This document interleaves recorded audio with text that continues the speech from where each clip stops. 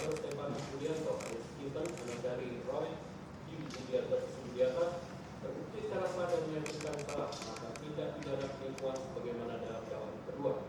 2. Menjatuhkan pidana kepada terdakwa oleh karena itu dengan pidana penjara selama 2 tahun dan 6 bulan. 3. Menetapkan masa penangkapan dan penahanan telah dijalani terdakwa dikurangkan seluruhnya dari pidana dijatuhkan. 4. Menetapkan terdakwa tetap ditahan. 5. Menetapkan barang bukti 1. Bundel perjanjian sewa menyewa mobil antara saudari Yasiska Iskandar selaku pihak pertama dan PT Pesona Trip Indonesia selaku pihak kedua atas 1 unit mobil dengan spesifikasi unit merek mobil merek Toyota untuk Alphard 2.5 GAT dengan nomor polisi B73DAR nomor rangka nomor mesin tertanggal 27 Februari 2021 dikembalikan kepada saksi Yasiska Iskandar. 6. Memberikan terdakwa untuk biaya perkara sejumlah Rp5.000.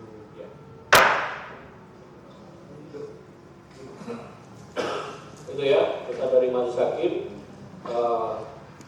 penuntut umum, terdakwa dan penasihat hukum terdakwa atas putusan ini. Tentu berdasarkan hukum acara yang berlaku, terdakwa, penasihat hukum terdakwa dan penuntut umum sama-sama memiliki hak untuk pertama menyatakan menolak putusan ini saat ini juga, atau pikir-pikir dulu selama 7 hari, atau menyatakan saat ini juga menerima putusan ini. Untuk itu saya beri kesempatan kepada terdakwa untuk berkoordinasi dulu dengan penasihat hukumnya. Silakan.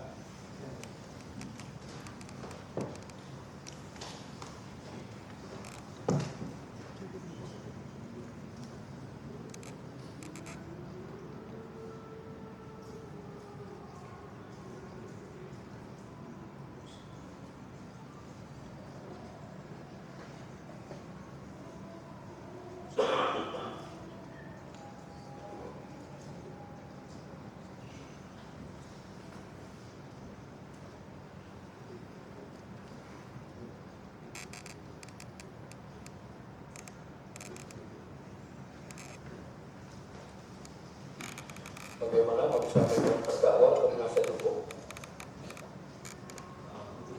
Hanya saya minta waktu diberikan 1 minggu.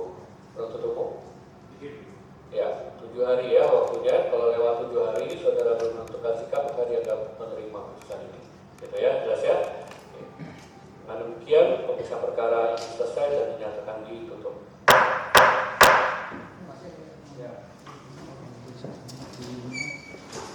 Dimana pada hari ini kami datang menghadiri persidangan ya.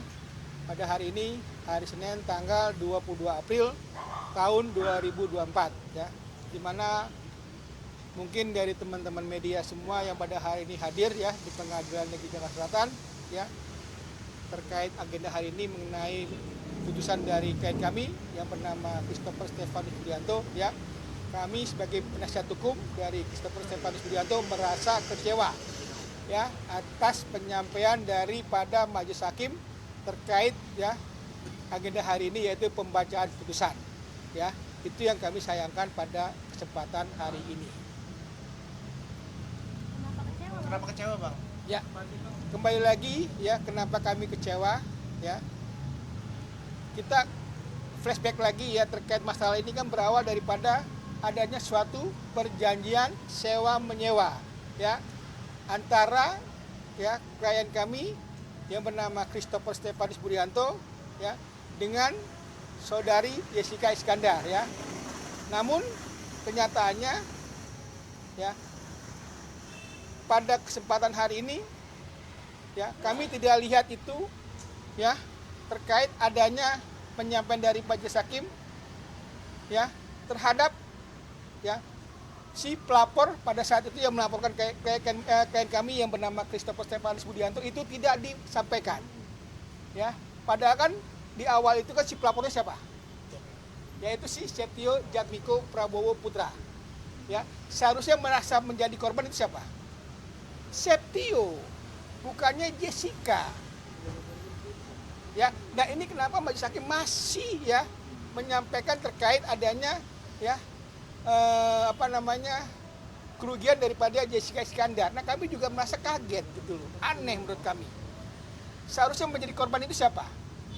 Si Septio sebagai si pelapor Nah ini kami kecewa, seharusnya ini ya klien kami hari ini bebas, sebebas-bebasnya itu loh. Tapi kenapa klien kami di sini dipaksakan ya terkait pidananya, kan aneh. Padahal di sini jelas-jelas adanya suatu perjanjian sewa menyewa. Jadi di mana ranahnya? Dan ingat loh, pada saat penyampaian dari Majelis Hakim ini kan kita juga kaget. Ya, mobil itu kan bukan dijual, dititipkan. Ya, sama saudari Komang pada saat itu. Dan ini juga sudah disampaikan di persidangan pada saat itu. Bukannya dijual, aneh kenapa jadi dijual? Kan lucu. Nah, terkait juga terkait terhadap pasal yang disampaikan ini juga kita kaget lagi di sini. Kenapa jadi pasal 378? Bukan pasal 372 penggelapan. Kan aneh menurut kami. Yang seharusnya ya Majelis Hakim di sini cermat dalam mengambil putusan, ini enggak.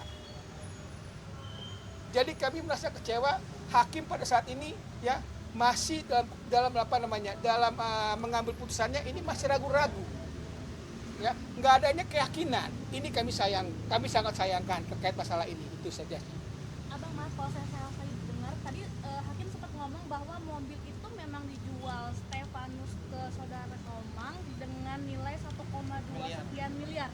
Ya. Dengan pembayaran berupa dicicil. Nah, ini kembali lagi waktu pada saat di persidangan ya. Itu benar nggak, Bang? Karena gini loh.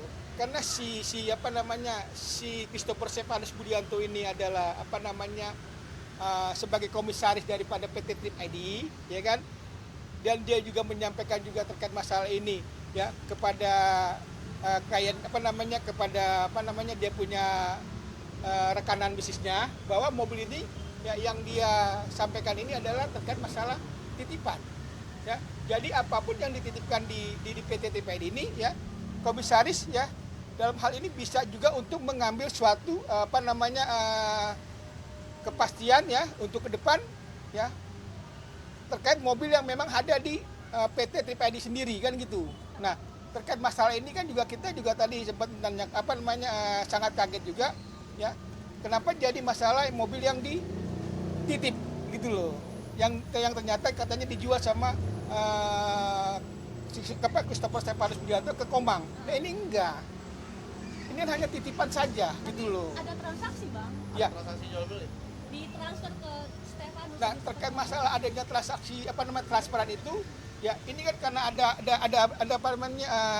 dari klien kami sendiri ya terkait masalah pada saat itu ya memang lagi dia untuk membutuhkan suatu dana ya makanya dia coba untuk menyampaikan itu terkait masalah mobil tersebut kan gitu. Tapi bukan dijual. Gitu loh, hanya untuk disampaikan untuk peminjaman dana kepada Komang. Digadekin. Semacam itulah namanya. Tapi kan lucunya kenapa jadi beralih dijual? Tapi memang perjanjian sama Komang ini sendiri memang dititip. Jual beli atau gade? Dititip, bukan dijual. Kalau saya dititip nggak ada transaksi dong, Ya, Bang. makanya kan ini kan kembali lagi sama Komang ke Christopher Stefanus Budianto gitu loh terkait mobilnya dititip gitu nantinya. Dan di mana nanti kalau memang uang yang memang dia pegang sama Christopher Stefanus Budianto ini nanti kan akan dikembalikan lagi ke Komang. Intinya itu. Bukan dijual mobilnya. Ini makanya kami kaget pada saat ini penyampaiannya. Tapi berarti kontraknya memang titip bukan jual. Perjanjian itu titip ya, bukannya perjanjian jual beli mobil. Kenapa hakim akhirnya ngomong? Makanya kita kaget. Kenapa ada perjanjian jual beli mobil di sini? Gitu. Yang seharusnya itu kan sebagai ibaratnya kalau orang bilang investasi lah ya terkait masalah mobil yang dititip ya kepada si saudara Komang gitu loh untuk dijual untuk dititip kepada saudara Komang supaya ada investasi ke PT Trip ID sendiri nantinya itu.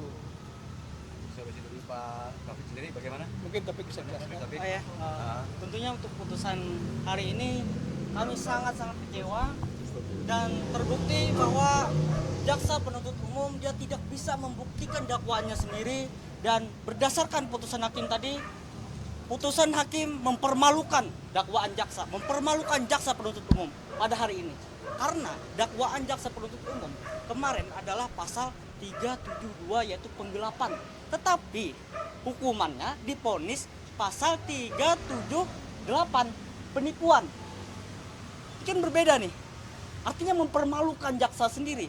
Dan juga kami yakin bahwa klien kami ini ada indikasi ya dikorbankan atau ditumbalkan oleh pimpinannya. Karena posisinya CSB ini, klien kami ini bukan seorang pimpinan. Ada pimpinannya yaitu direktur utama yang berinisial AE. Seharusnya dia yang bertanggung jawab. Dan ada beberapa kejanggalan-kejanggalan ya di dalam kasus ini. Saya akan menguraikan atau saya akan mengungkapkan di sini kejanggalan-kejanggalan itu. Yang pertama, CSB diponis tadi adalah penipuan. Kita lihat dulu background dari CSB atau latar belakang dari CSB, klien kami tersebut. Dia sudah bertahun-tahun menjadi pengusaha sebelum bekerja sama dengan Jessica Iskandar. Dia sudah menjadi pengusaha, dia sudah menjadi pebisnis muda di Bali. Dan kita tahu kalau bisnis ada untung, kadang rugi. Itu adalah hal yang biasa, hal yang wajar. Ada untung, ada rugi. Tetapi Jessica Iskandar ya, tidak berlebihan jika saya menyebutkan Jessica Iskandar adalah pebisnis pemula yang belum dewasa. Kenapa? Karena dia hanya ingin untungnya saja. Dia tidak menerima kerugian. Padahal pada saat itu tahun 2022 itu kita mengalami zaman Covid. Ini posisinya di Bali, yang mana turis wisatawan tidak bisa datang ke Bali. Sehingga apa? Perekonomian Bali, apalagi di Indonesia juga terguncang. Dan bisnis perusahaan terguncang. Sehingga mau nggak mau Jessica Iskandar harus menerima lapang dada adanya kerugian. Sama seperti pengusaha-pengusaha yang lain. Jadi intinya dia harus menerima apa yang memang dia sampaikan pada saat itu. Betul. Ya, di mana dia sudah menerima keuntungan. Ingat ya, di garis bawahi dia sudah menerima keuntungan pada saat dia melakukan suatu perjanjian sewa menyewa kepada klien kami yang bernama Christopher Stefanus Budianto. Ya, jangan dong ibaratnya dia terima keuntungan, ya, tapi dengan ada kerugian dia nggak mau tanggung jawab, kan lucu.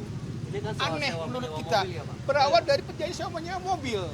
Tapi kerugian ini maksudnya kerugian apa ya?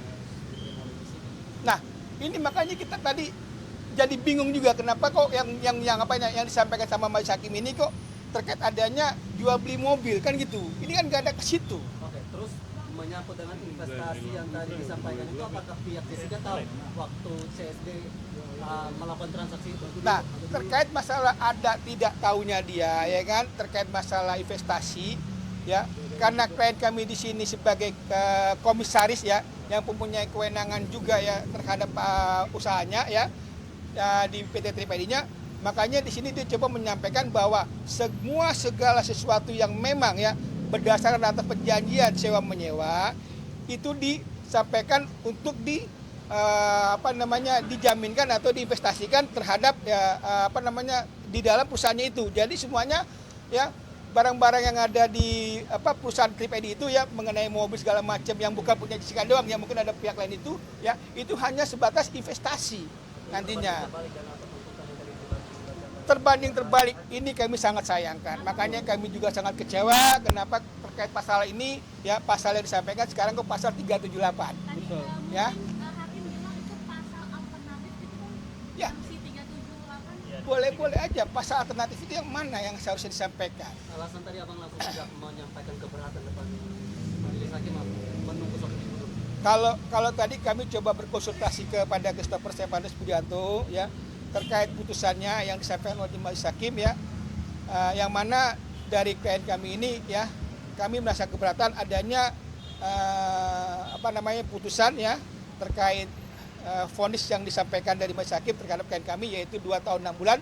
Ini kami sangat sayangkan. Harusnya Ya. berapa, Bang? Seharusnya klien kami itu bebas dari segala tuntutan ya yang disampaikan oleh jaksa penuntut umum. Karena kenapa? Berawal lagi nih, ingat nih, ini ya berawal dari perjanjian sewa menyewa yang memang ranahnya bukan ke arah kepidanaan, namun ke arah keperdataan. Nah, ini kami sangat sayangkan gitu loh. Kalau memang dia merasa dudukan, gugat dong. Bukan dilaporkan.